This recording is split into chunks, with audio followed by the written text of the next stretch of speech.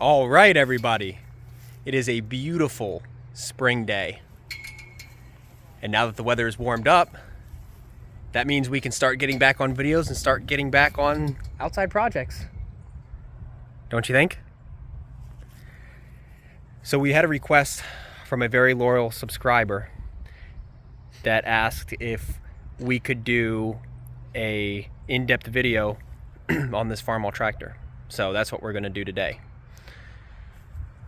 The first thing that we need to do, though, is we need to get off the bush hog, because I don't really want to be driving it around with this old bush hog on the back of it.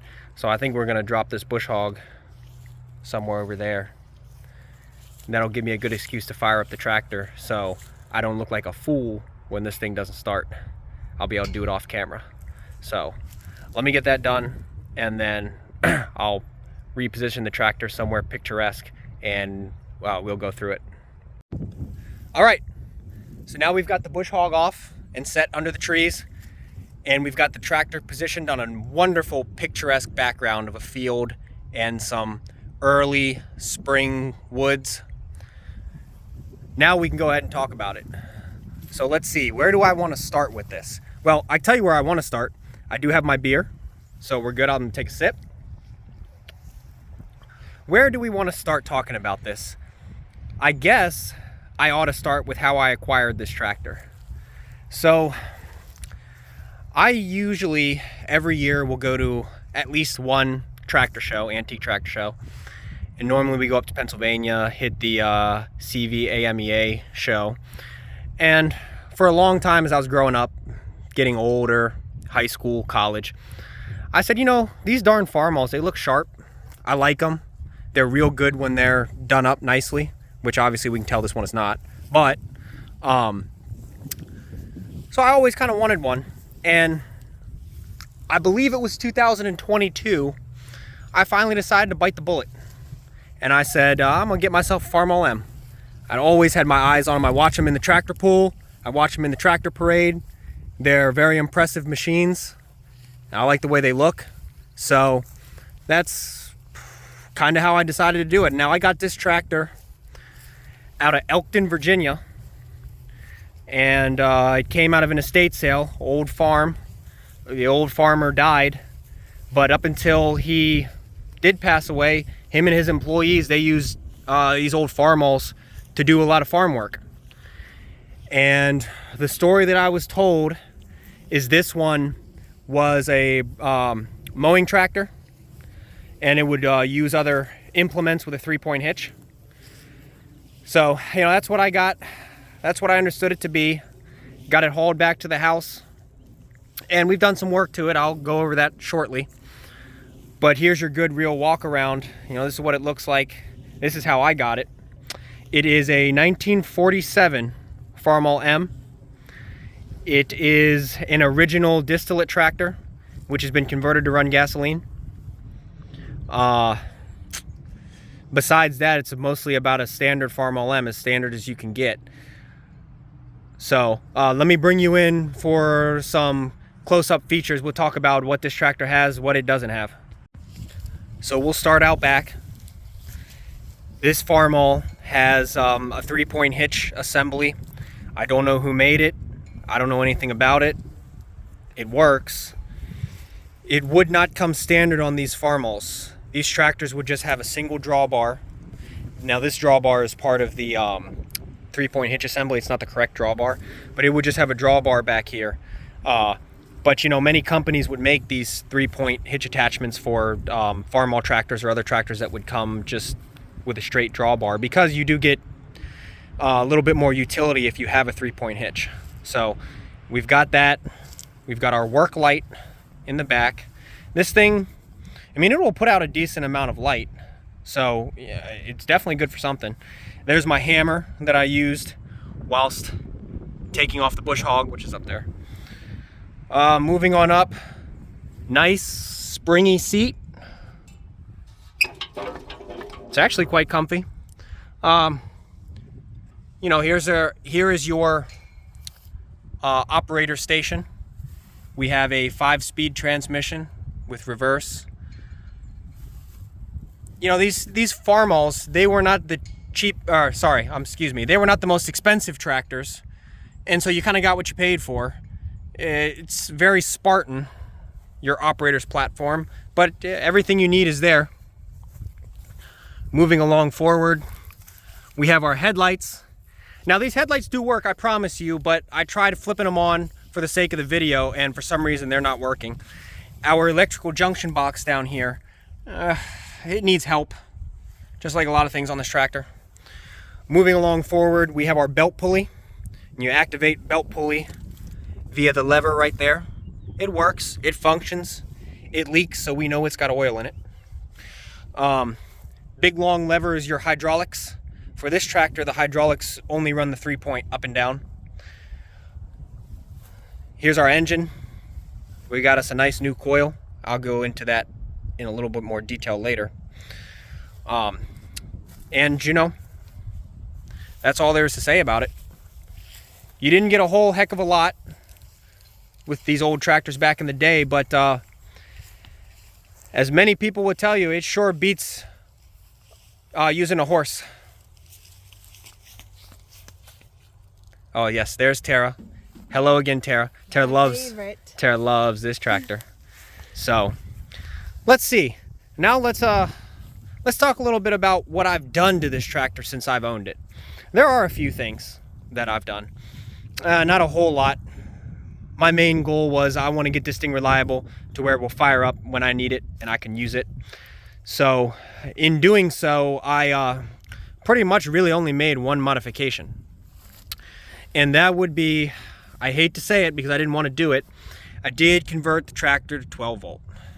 Now, I did the 12 volt conversion, and I really didn't know enough about these tractors to really troubleshoot or understand what exactly, not what went into it, but you know, what problems I was trying to mitigate. And the reason I say that is, when I got this tractor, it was 6 volt, positive ground, had a generator. It was completely original.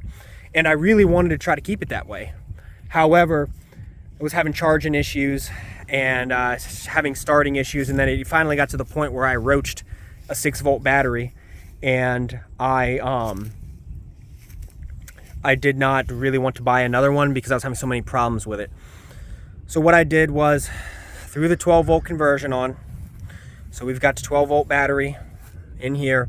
I did rewire most of the tractor, coming from the electrical junction box down, ran new wire for the rear work light. I've got all the lights plumbed onto a single circuit.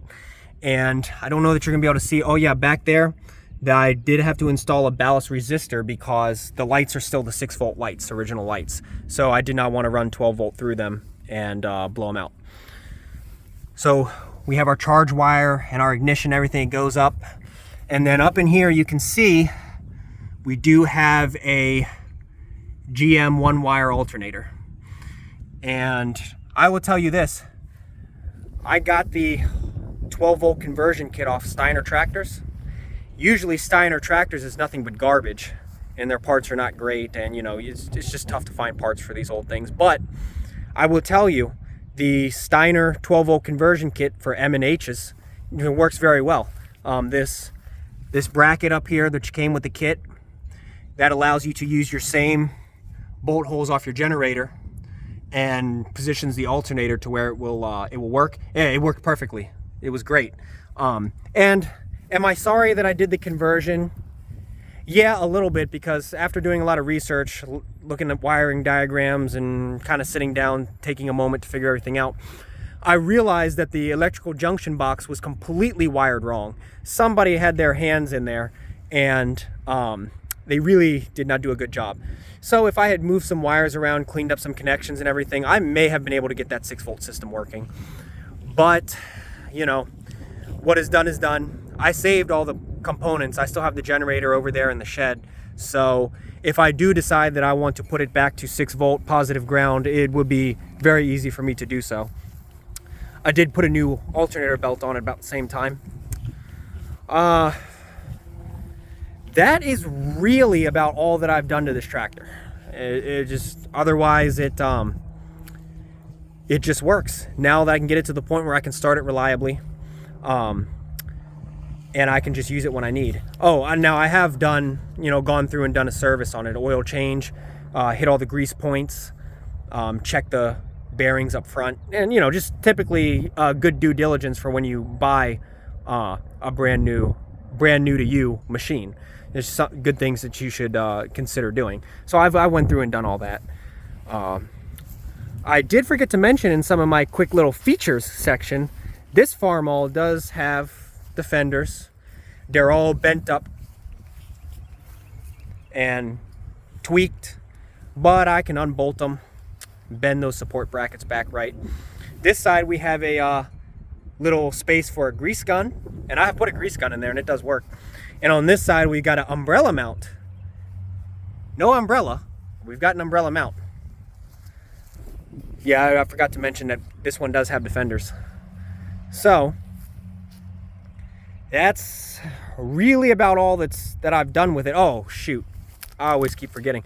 When I did do the 12 volt conversion, I did install a 12 volt coil, and I did put a new set of points in. Now, fun fact for people who may not know, you can run Cub Cadet points in a Farmall M. And how do I know that? Because there's a set of Cub Cadet points in there, and they work just fine. So that's really about all I've done to the tractor. Now, what do I want to do in the future? That's a great question you ask. I would like to get this thing painted up.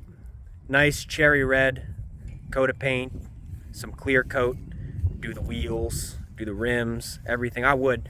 But unfortunately, at this stage, the tractor lives outside. So I'm not going to go through all the effort to do a nice bang up paint job until I have somewhere that I can store it under shelter out of the weather. But I do intend to do a good paint job up on it, make it show worthy. There's a few panels that need a little bit of work. They need straightened out, they need filled in. But overall, it's a fairly straight and unremarkable tractor sitting in its work clothes. So, that's about my spiel on that one. There's not really a whole lot left to say or do. But I do think that, especially since this one will actually drive, I think we should take this one on a little ride. Since, being that it's such a nice day out. So why don't we go do that? All right. So now we've gone through all the tractor, all the specifics of it. And the only thing that is left for us to do is, I know you guys want to come along on a ride with me. So I'm gonna get on up on the tractor, and hopefully I don't fall off. But let's get up on here. Now I'm gonna see if we can fire this thing up, take it down to the driveway. Of course, now that we're on camera, is it going to start? The world will find out shortly. We get our throttle set, get our ignition, make sure we're in neutral. Not so bad. Let's get our 3-point raised up.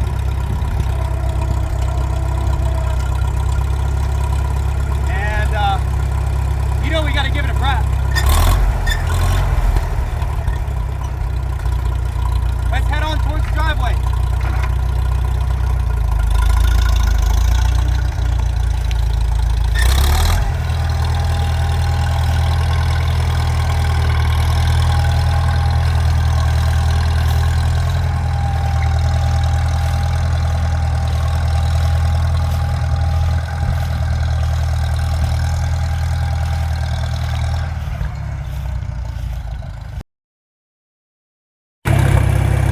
Okay, so here we are on the operator's platform of the Farmall. Let's go for a drive, why don't we? We'll get her in 4th gear. Nice cruising speed. Let's take off down the road. Now, I don't know if you guys can hear me or not. Now would be a good time for us. Let's talk about some of the controls, creature comforts that we have up here on the operator station as we drive. So we're gonna go right, we're gonna go down the road a little bit, Just a nice, casual, easy drive. So, here's our steering wheel. We all know what that is. And up here we have our throttle. So, moving back, we got our brakes, our clutch, gear shift.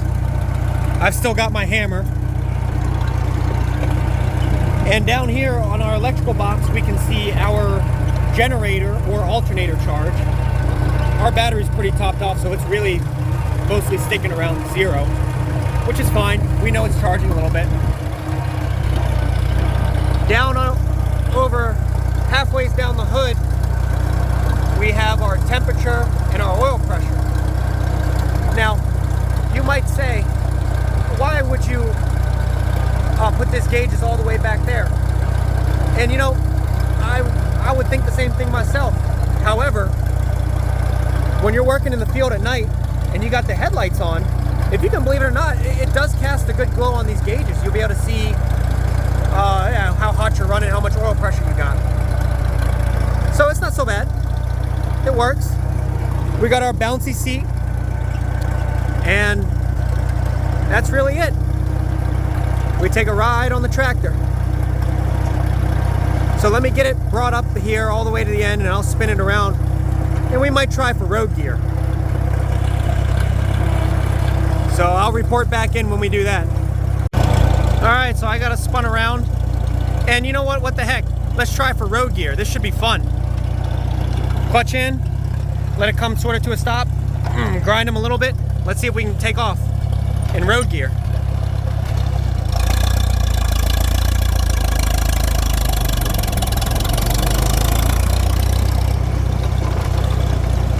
Now we're just chipping along.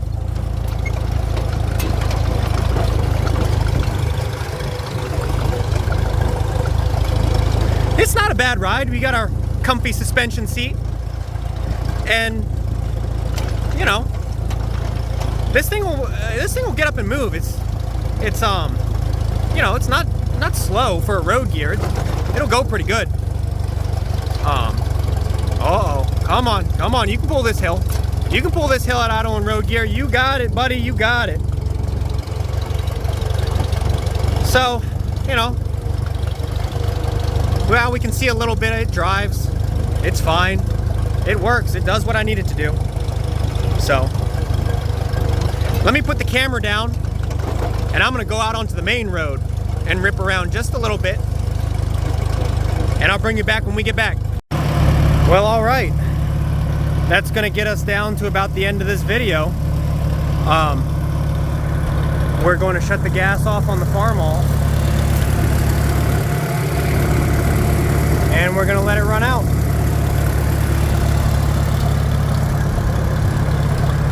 It was nice to get this old machine out again, drive it around, get all the fluids circulated, get some heat in the engine. You know, I'm not unhappy with my purchase at all. I'm glad I bought it. I'm glad to own one. I have plans for it. We'll see how soon those plans come to fruition. But for now, the only thing that I can say is it's here. I've got it. I've got a good, fun story behind getting it.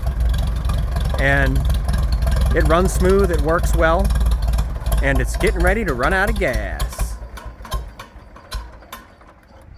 All right, everybody. Thanks for watching, and I'll see you next time.